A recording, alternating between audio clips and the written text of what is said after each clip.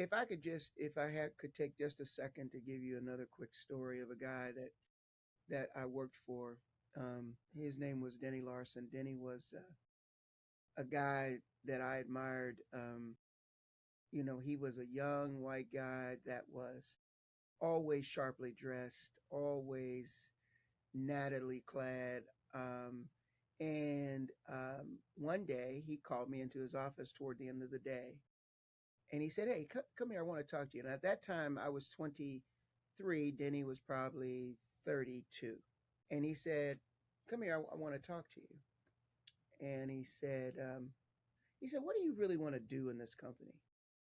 You've been here a few years now. What are you trying to aspire to?" I don't know why he asked me that question. It's the end of the day. I'm I'm just flattered that he even asked. I said, "Well, listen, I want to be a vice president by the time I'm 35. I want to double my salary every 5 years. I intend to be a president by the time I'm 40." And so he looked at me and he paused for a second and he said, "Okay." So I was about to leave the room. He said, "I want you to meet me at my car in about 30 minutes." Okay. I had something to do, but now don't have that to do.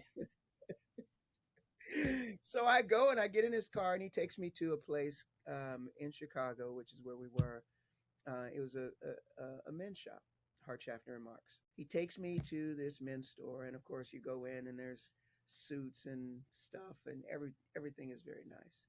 Now, I want you to harken back to what I said about Sandy Linver about how much resources I had and what I was purchasing, right? And so he said to the salesman, who was a good friend of his, I never will forget it, was a guy named Marv Salner. There are certain people and certain situations that will stick in your mind for the rest of your life. This is one of those stories that sticks in my mind.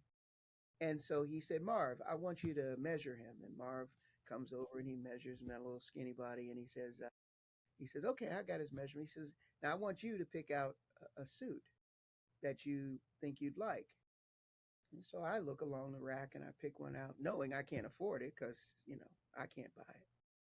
And then tells Marv, he says, "I want you to fit that suit for him." Now, this man bought me my first suit. Nice. He was my boss, right? Yeah.